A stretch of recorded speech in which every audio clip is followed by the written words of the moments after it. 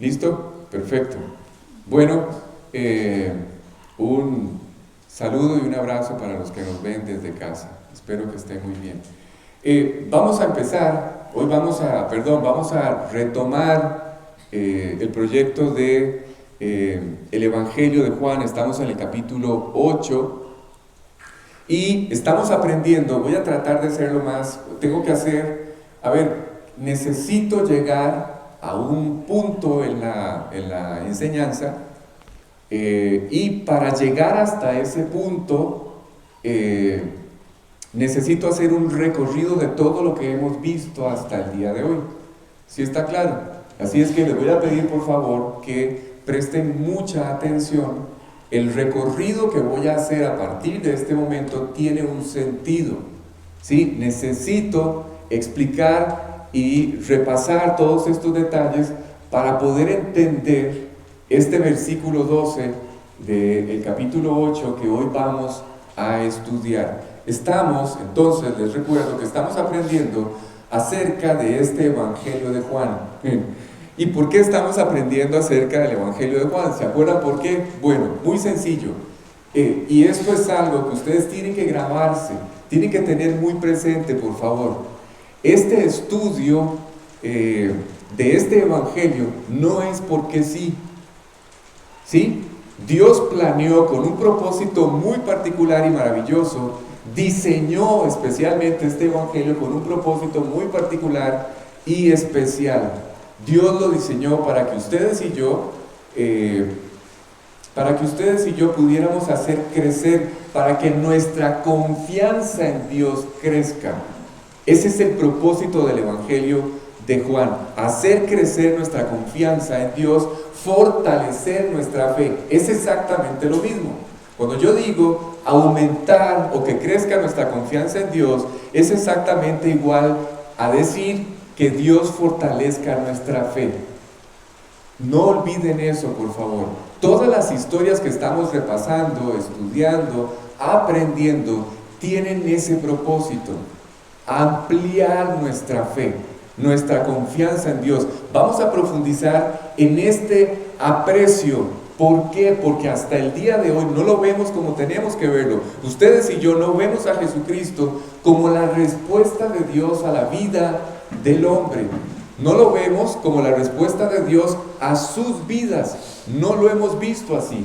¿Sí? Y ese es el propósito del Evangelio de Juan. Así es que hemos estado estudiando pasajes extraordinarios y exactamente estamos en un punto en este capítulo 8 donde nos encontramos con Jesucristo otra vez, en un momento en que está terminando de celebrar. ¿Se acuerdan cuál fiesta? La fiesta, una de las fiestas más importantes del calendario judío, o del calendario de las fiestas judías. Los judíos, les recuerdo,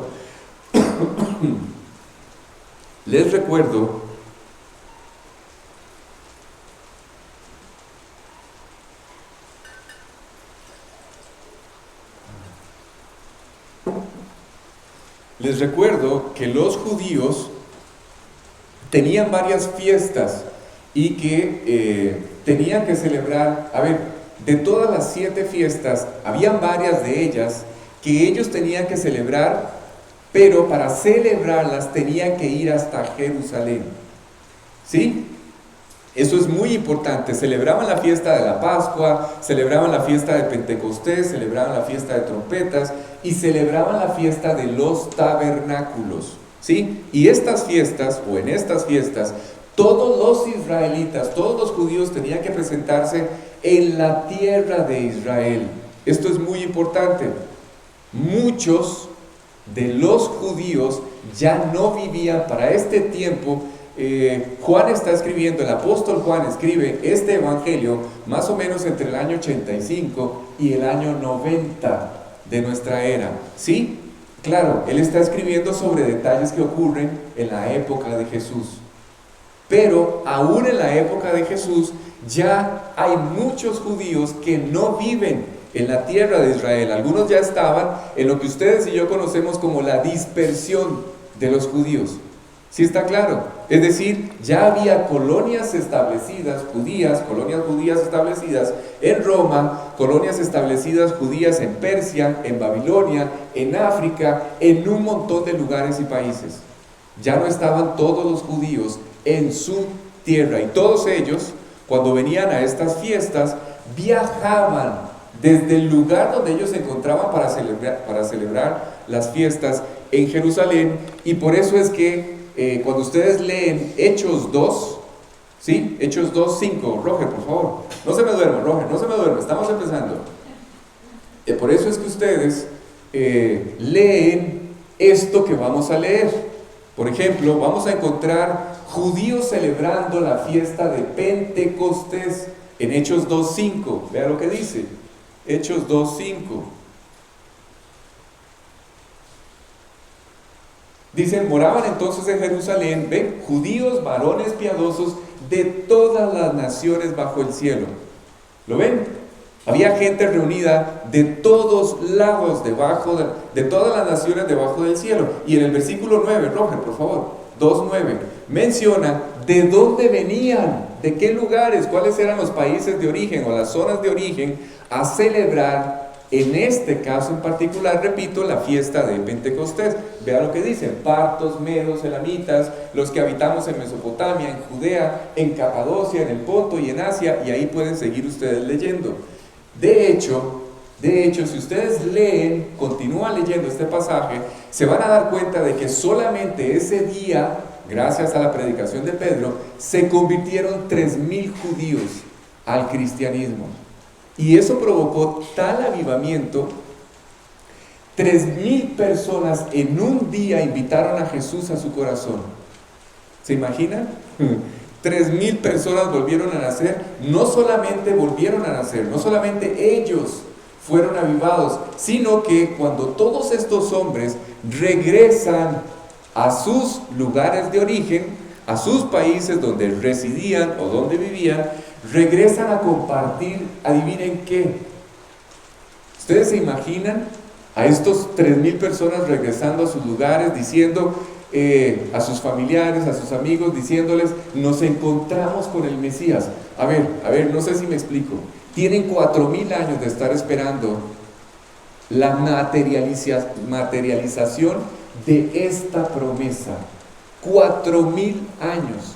Y ahora todos ellos están llegando a sus casas diciendo que ya encontraron al Mesías, y que no solamente lo encontraron, sino que habían recibido el Espíritu de Dios, que Dios estaba ya morando en sus corazones. No sé si esto les parece impactante o no. Hasta este instante en la historia, esto no había ocurrido nunca antes. Nunca antes Dios estaba morando o había morado en el corazón de un hombre como lo está haciendo en este instante. ¿Sí? Presten atención a esto. Esta experiencia que acabo de describir, la de ser llenos del Espíritu, la de estar absolutamente conscientes de haber recibido el Espíritu de Dios y estar morando en ellos, era una experiencia que jamás el pueblo de Israel había vivido. Jamás, nunca antes el Espíritu Santo, escuchen, el Espíritu Santo solamente venía sobre los profetas y sobre algunos reyes. ¿Oyeron? Pero no siempre permanecía en el corazón de ellos, de aquellos que creían. No siempre permanecía allí. Este cambio del que estoy hablando ocurre cuando nace la iglesia. ¿Oyeron? En el momento en que la iglesia nace, Dios se cambia de residencia. A ver si me prestan atención. Dios se cambia del templo, se muda del templo, de aquellas 4 paredes de piedras, se muda de ese templo y se va a vivir al corazón de todos los que han creído en Cristo, y comienza un nuevo proyecto llamado la iglesia, al cual pertenecemos ustedes y yo. Ustedes y yo somos parte de ese proyecto. Así que venían judíos de todas partes del mundo a estas fiestas, y Jesús celebró, escuchen porque este dato es muy importante, Jesús celebró durante su ministerio público, que empieza a los 30 años, Jesús celebra alrededor de 3 Pascuas, 3 fiestas de Pentecostés y 3 fiestas de tabernáculo. La última fiesta del tabernáculos que Jesús celebra es esta, porque 6 meses después, en el próximo abril, a él lo van a matar. ¿Sí está claro? Así es que aquí estamos en la última celebración de la fiesta de los tabernáculos, de la cual Jesús va a participar, y por lo mismo, repito, habían judíos de todas las partes del mundo celebrando esta fiesta. Este tiempo era un tiempo muy particular. Todos en Jerusalén, toda la tierra de Israel, en realidad no solamente la capital, toda la tierra de Israel veía pasar caravanas tras caravanas rumbo a la capital del estado judío.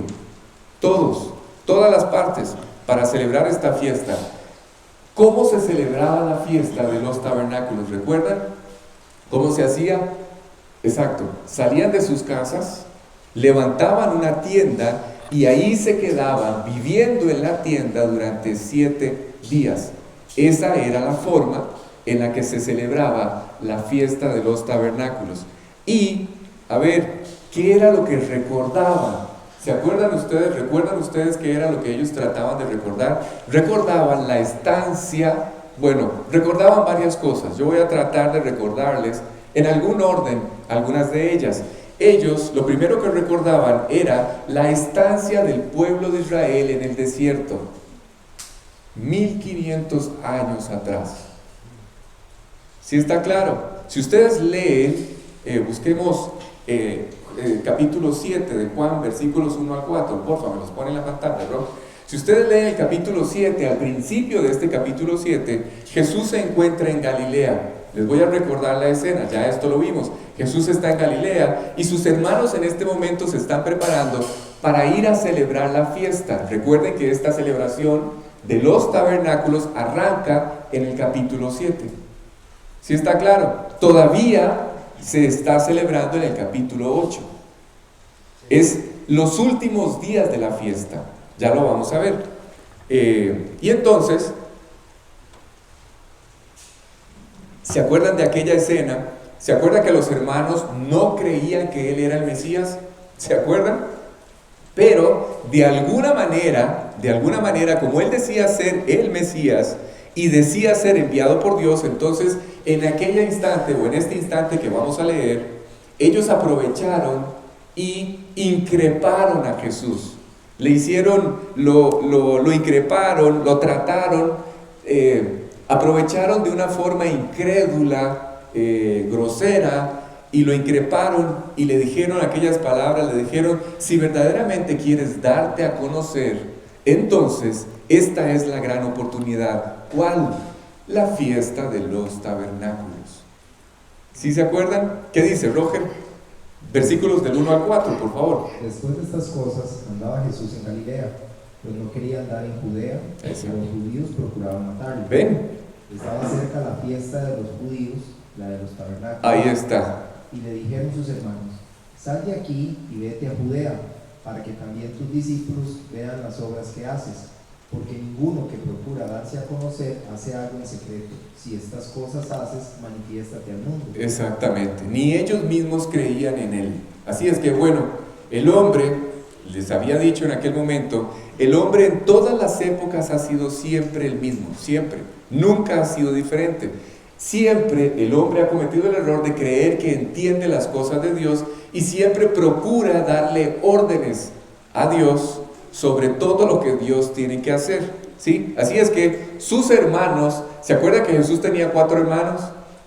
¿Se acuerdan? Tenía 4 hermanos y al menos 2 hermanas. Y a los hermanos los conocemos por sus nombres.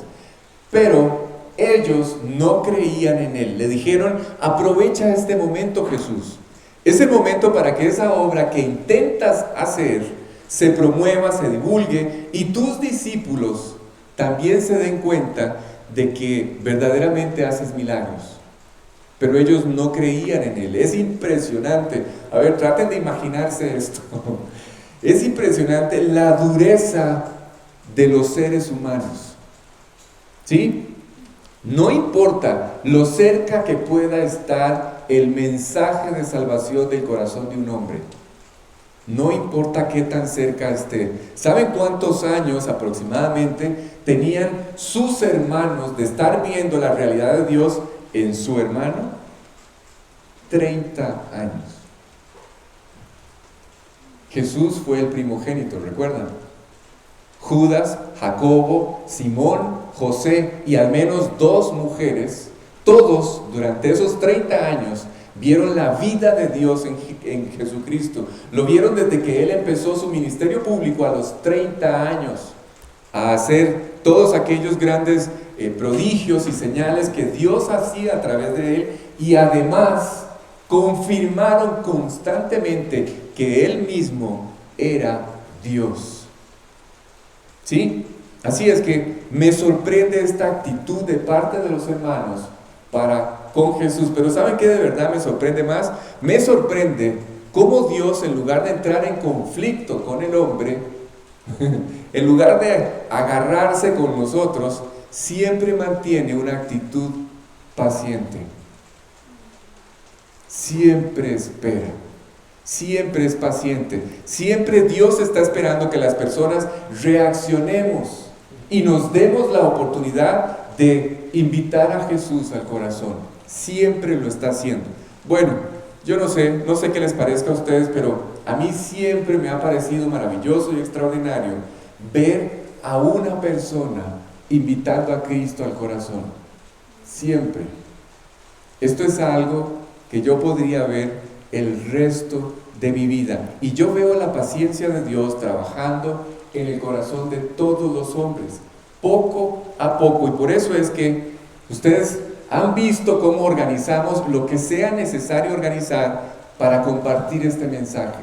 Desde un desayuno, un almuerzo, una cena, una reunión como esta, o una reunión evangelística, etcétera, etcétera. Cualquier cosa para compartir acerca de este mensaje. Un creyente salió, les voy a contar una historia. Un creyente salió de su casa hacia una cita y al dar la vuelta en la esquina de su casa vio a una persona tirada en el suelo, muerta. Ya se podrán imaginar la escena. Había policías, personas llorando, y este creyente, cuando compartió aquella experiencia, él decía que qué extraordinaria es la vida, en el sentido malo, qué tremenda es la vida. ¿Por qué? Porque este asunto de la muerte, a ver, ustedes y yo no sabemos a dónde fue esa persona, decía él. No tenemos la menor idea de dónde abrió sus ojos. Y los que se quedaron solamente pueden hacer una cosa: llorar. Pero ¿saben qué? Ustedes y yo, ahora hablo con ustedes, ustedes y yo sí sabemos cuál es la respuesta.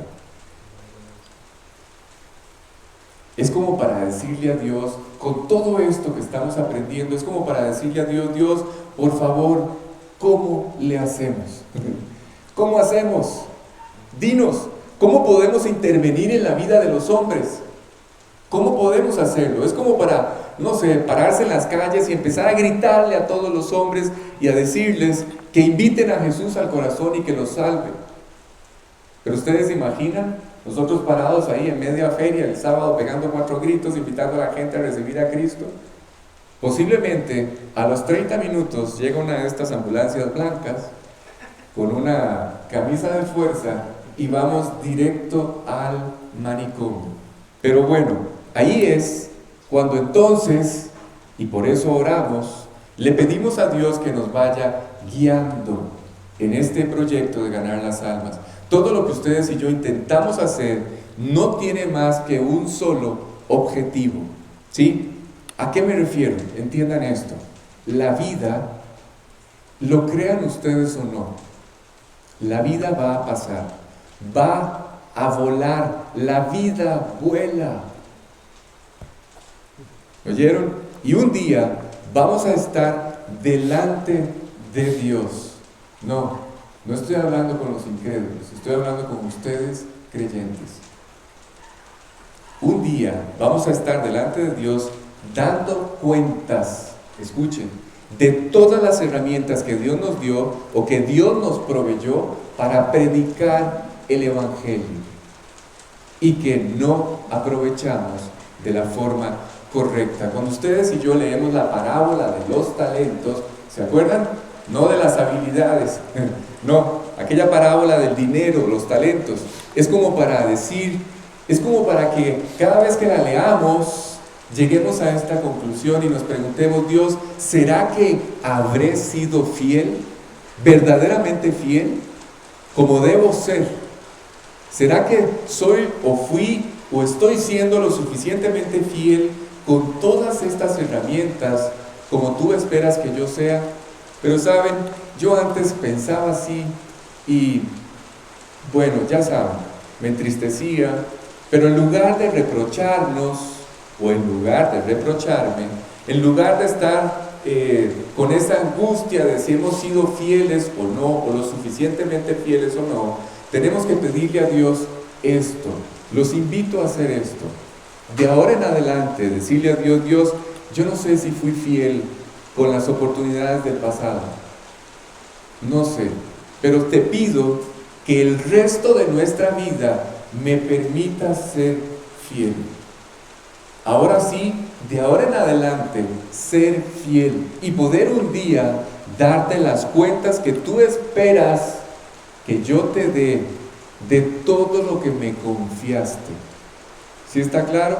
Ok, y cuando vemos la paciencia de Dios, aún con su propia familia o sus propios hermanos, haciéndoles ver la necesidad de convertirse. Entonces, vuelvo a la historia, sabemos que a la mitad de la semana, por lo que acabamos de leer, Jesús se fue a la fiesta de los tabernáculos y se quedó en Jerusalén, aprovechando que había o que Jerusalén estaba llena de gente, llena de judíos de todas las partes debajo del cielo, celebrando esta fiesta de los tabernáculos. Así es que en este momento es cuando Jesús empieza a enseñar.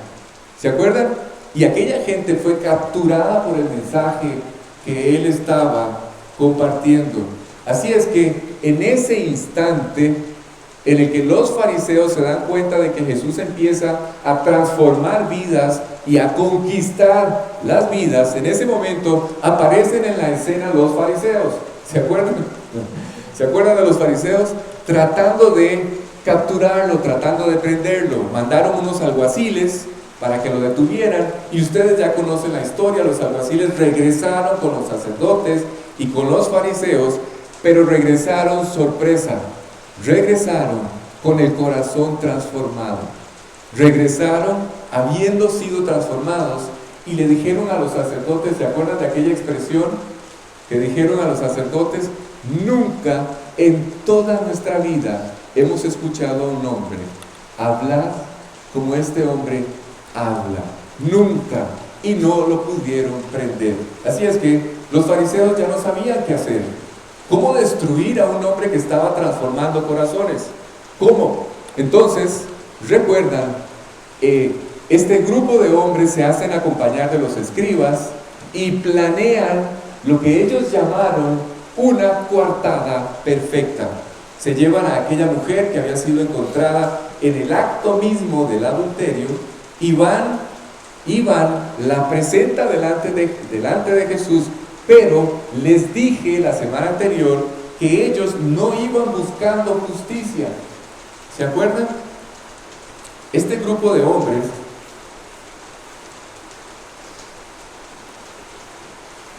los fariseos no van buscando hacer justicia, y mucho menos lograr que Jesús ayude a esta mujer a salir adelante. No.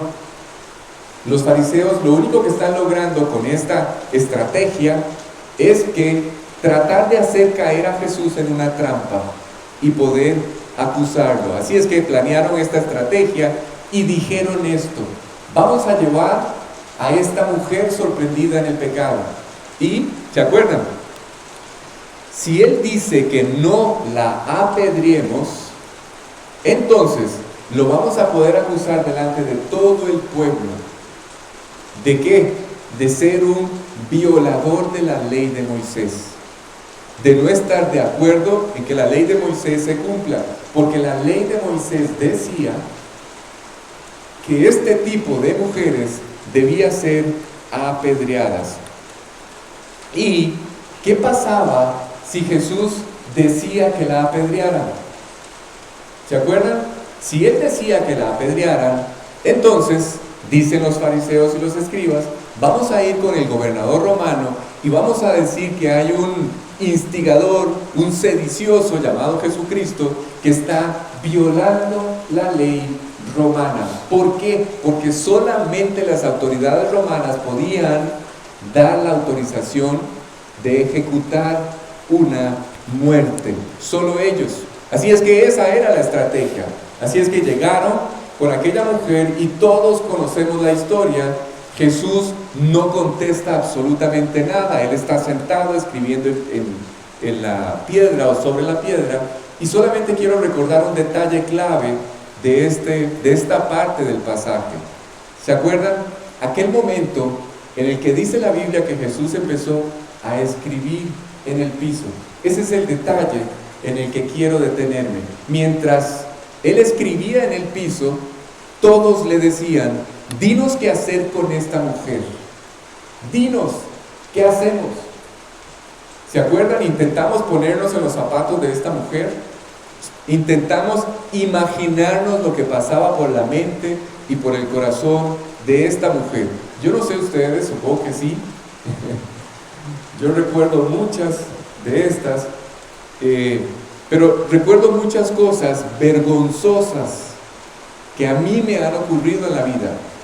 Cosas donde yo he hecho verdaderamente el ridículo, pero yo no me puedo imaginar esta escena. No puedo imaginar. Yo digo, qué terrible es que nos descubran haciendo lo equivocado. Qué terrible, pero no me puedo imaginar estar en sus zapatos. En ese instante, la mujer prácticamente, esta mujer está esperando la sentencia de muerte. En ese momento, lo que más sorprende, ¿sabe qué es? Lo que más llama la actitud. La actitud de Jesús. Eso es lo que más sorprende, que en lugar de responderles, dice el pasaje que escribía en el piso. Estaba escribiendo en el enlosado del patio del templo. ¿Se acuerdan? Ya habíamos explicado esto. Los hombres no entendían. Este grupo de hombres y la mujer no entendían lo que hacía Jesús. Simplemente Jesús les empezó a recordar lo que ocurrió desde el principio, desde que Dios nos creó. Repito, cuando Él está escribiendo en la piedra o sobre la tierra que estaba sobre la piedra, lo que Jesús les intentó recordar a los hombres fue lo que Él hizo desde el principio, desde que nos creó. ¿Qué fue lo que ocurrió? Voy a recordárselos. Cuando el hombre decide romper con Dios, cuando el hombre decide apartarse de Dios, el dedo de Dios grabó en una piedra, en una roca. ¿Sí? El dedo de Dios grabó en una piedra todo lo que ustedes y yo teníamos que hacer. Pero nunca lo hemos vivido. Todavía se escucha bien porque ya es bastante ruido. ¿Se oye bien ahí? ¿Sí? ¿Seguro, Dago? ¿Sigo? Ok, vamos a seguir. Cuando ya no se empiece a escuchar, me avisan. La grabación sí queda con buen sonido porque lo tengo aquí en micrófono. Ok, les decía, es que ya está lloviendo fuerte.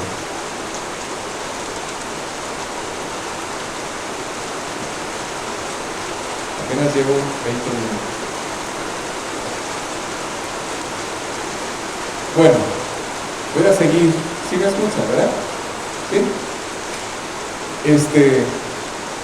Les decía que cuando rompimos con Dios, cuando el hombre se aparta de Dios, cuando el hombre decide vivir independientemente de Dios, el dedo de Dios graba en una piedra, en una roca, ¿sí?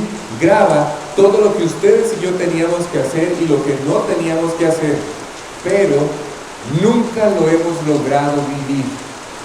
Nunca hemos podido vivir conforme a lo que Dios escribió en nuestro corazón. Nada más quedó allí grabado.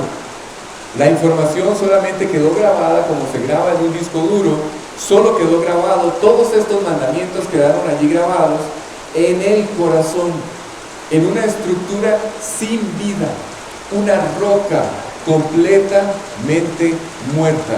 Ustedes saben que sus conciencias, ¿saben por qué está puesta la conciencia en el hombre?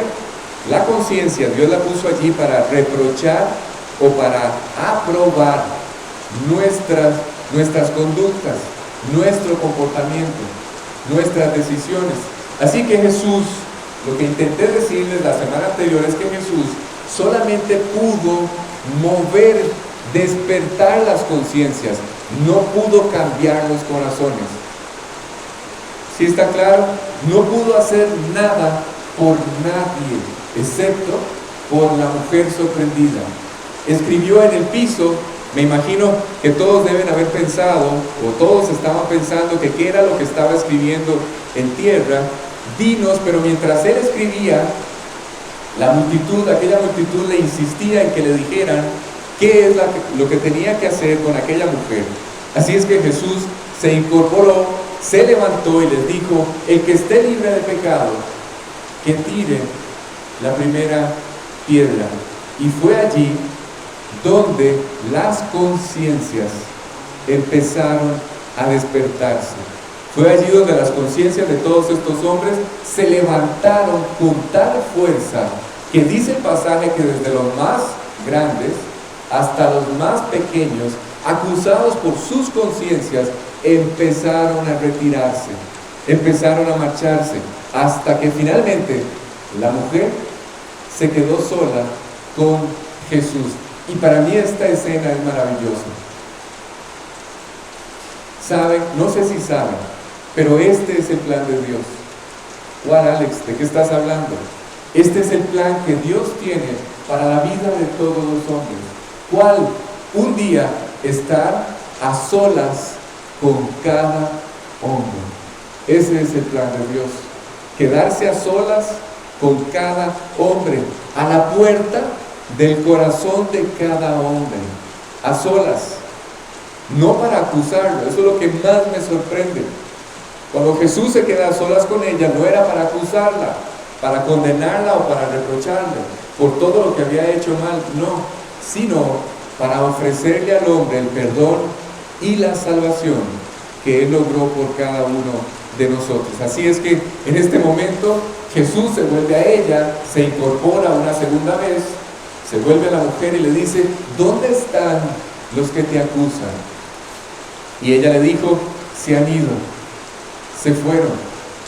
Y entonces Jesús le dijo: pues ni yo que sí podría apedrearte, yo no te condeno, yo que soy el juez de la tierra. ¿Se acuerdan del capítulo 5? ¿Sí?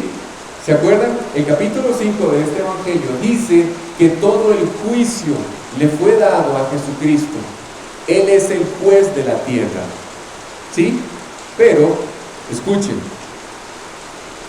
Él, en lugar de venir como un juez a condenarnos por nuestros actos, vino como un juez a otorgarnos el perdón de todo lo que hemos hecho mal. Eso fue a lo que Él vino. En un sentido, en todo el sentido, perdón, Él vino a otorgarnos la absolución completa. Él vino a otorgarnos la excepción de todo nuestro castigo. ¿Sí está claro? Él vino como un juez que nos podía condenar, pero no nos condenó, sino que más bien aceptó pagar por nuestras faltas. ¿Sí entienden? ¿Para qué? ¿Para qué aceptó pagar por nosotros? Bueno, para que Él Él mismo como juez, Él mismo que tenía que condenarnos y juzgarnos por todos nuestros errores, Él mismo nos otorgara el perdón de todo lo que hicimos mal, de absolutamente todo. Nuestra salvación, no sé si entienden esto, lo que busco explicarles es esto: nuestra salvación es un acto perfectamente legal, ¿sí? Otorgado por el juez de la tierra, nada más y nada menos. El juez de la tierra, Él satisfizo su propia justicia, ¿sí? A través del pago que Él mismo hizo por nuestros pecados en la cruz. Eso fue lo que ocurrió por todas y cada una de nuestras faltas. Así es que en ese momento Jesús le dice a esta mujer, le dice esto: mujer, ni yo te condeno. Es decir, estás perdonada. Pero, escuchen, Él no estaba perdonando simplemente el error que acaba de cometer. No, Él no estaba perdonando solamente el acto en el que ella fue sorprendida. No, Jesús, Dios, el juez de la tierra, en este instante lo que le está otorgando es un perdón que restaura por completo el alma. ¿Oyeron? Y esto es maravilloso. Y además de darle un perdón completo e incondicional, la invitó a un proyecto de una vida nueva. Recuerden, vuelvo y repito, porque con esta lluvia es fácil dormirse. Estoy haciendo un recorrido, un viaje. Necesito llegar a un punto en particular para que a la hora de leer el pasaje que vamos a leer, si querés ya lo puedes poner en pantalla, versículo 12, Roger, para que a la hora de llegar y leer este pasaje,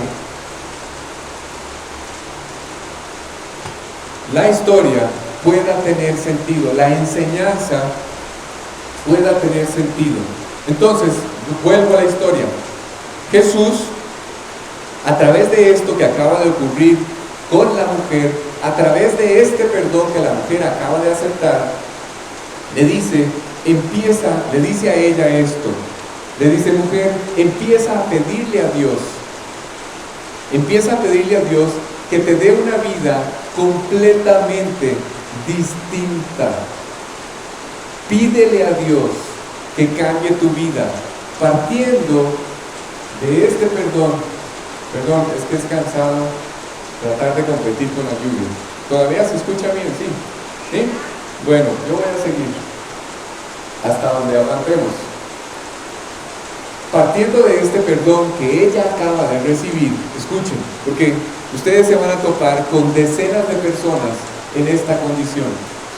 Este instante en la vida de esta mujer es el único momento en la vida de un hombre. A partir de ese momento se puede empezar, o partiendo de este momento, a ver, ¿cuál es este momento? ¿Qué acaba de ocurrir? En este momento, esta mujer acaba de recibir un perdón que no tiene comparación. Ella fue absuelta de todo lo que hizo en toda su vida. ¿Oyeron? Así es que partiendo de ese perdón, es como una familia puede realmente tener éxito. ¿Y por qué digo esto? Bueno, lamentablemente hay veces, y lástima que no llegaron todos, lamentablemente hay veces en que no podemos reconstruir nuestra familia. ¿Sí? Hay veces en que nuestra familia se deshizo por alguno de estos eventos desafortunados. ¿Por qué digo esto? Porque hoy parece que la moda es, en este momento, deshacer los matrimonios. ¿Sí? Hoy el proyecto es ver cuánto es lo menos que dura un matrimonio. Esa es la moda. ¿Sí está claro? Así es que si ya hemos aceptado a Jesucristo, si ya lo invitamos al corazón, ustedes y yo hemos empezado una nueva vida. un nuevo proyecto. Y estamos casi que en la obligación, como creyentes, en nuestro hogar, de manifestar el perdón y el amor de Dios. ¿Oyeron? ¿A qué me refiero? Bueno, si alguna persona que está escuchando o va a escuchar esto, si tienes la oportunidad de poder restaurar o recuperar su familia, esta es una oportunidad maravillosa. ¿Sí? Es increíble cuando un hombre puede acercarse a su esposa y decirle, perdóname. ¿Sí? Hay varios casos de personas, conozco varias historias de personas que acercan a Jesucristo en una reunión como esta y han salido, después de tomar esta decisión, han salido para sus casas, se sientan con sus esposas, les piden perdón, les piden otra oportunidad. Y recuerdo específicamente el caso de un hombre que llegó a su casa después de una reunión, se sentó con su esposa y le dijo, necesito que me perdones. Lamento todo lo que te he hecho. ¿Y saben qué ocurrió? Empezó un nuevo matrimonio. Empezó un nuevo proyecto. Así es que hay quienes tienen esta oportunidad, hay quienes no la tienen, hay quienes sí tienen o pueden empezar una vida nueva a través de Cristo, y hay quienes pues ya no la tendrán. No tendrán la oportunidad de recuperar sus familias o sus matrimonios, pero cualquiera que sea la situación, no pierdan de vista esto. La invitación es la misma para todos. ¿Cuál? Vivir una vida nueva, o al menos darle la oportunidad a Dios de desarrollar sus planes en nuestra vida. Así es que vivamos como lo que somos, es lo que intento decir. ¿Qué somos? Somos personas que hemos sido hechos una nueva creación. ¿Oyeron? Que las cosas viejas ya pasaron, el reproche, el enojo, todas estas cosas del pasado, todas quedaron atrás. ¿Ok? Así es como entonces nos fuimos al tema de la familia de Jesús, hablamos de los hermanos, por eso estamos hablando de ellos, y ahora nos encontramos terminando la fiesta de los tabernáculos. ¿Cómo terminaba esta fiesta? Ahora sí, llegué hasta donde quería llegar. ¿Cómo terminaba la fiesta de los tabernáculos? La fiesta de los tabernáculos era, olvidé un detalle. Esta fiesta era una fiesta extraordinaria por otra razón. ¿Por qué? ¿Se acuerdan? ¿Se acuerdan de una de las cosas que nos recordaba esta fiesta? Perdón, permítame porque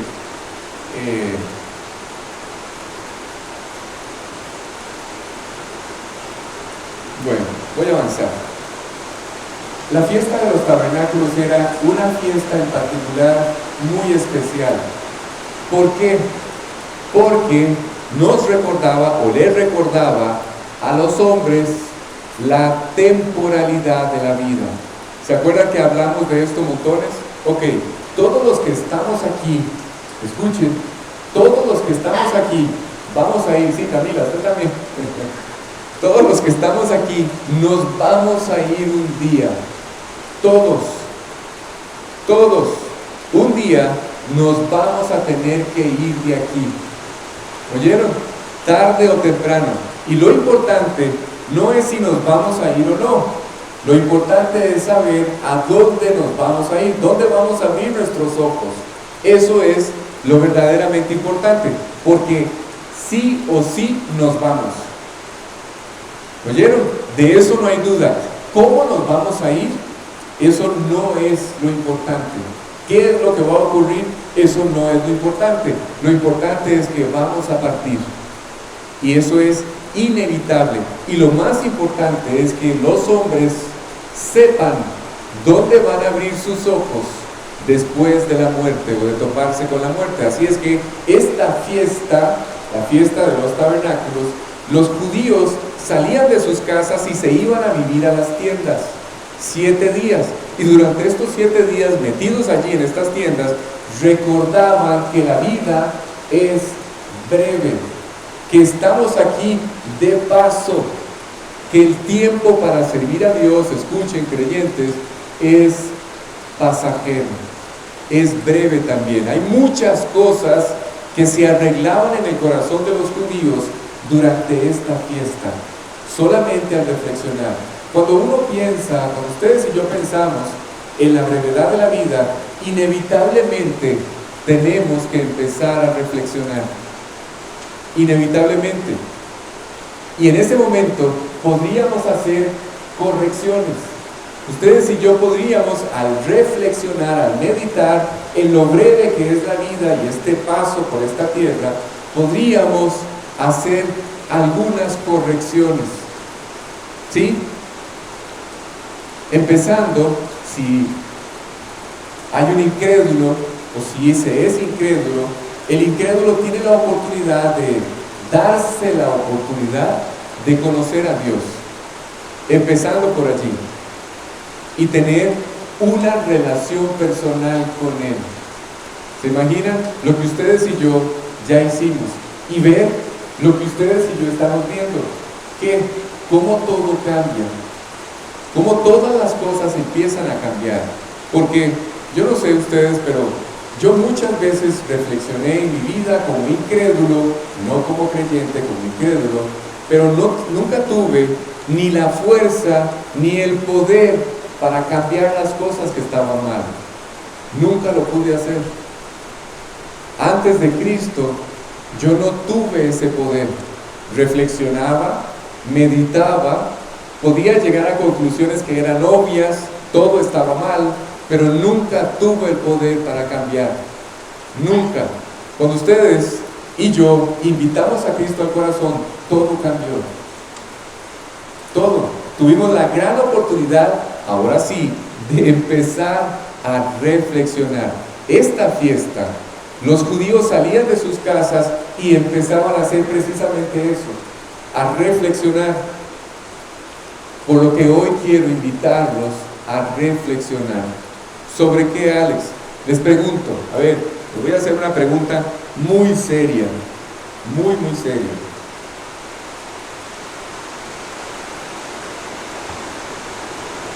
La pregunta es, ¿dónde están sus vidas hoy? ¿Dónde? ¿Dónde están sus vidas hoy? Si ya ustedes volvieron a nacer, que yo sé que sí, ¿están satisfechos con sus vidas?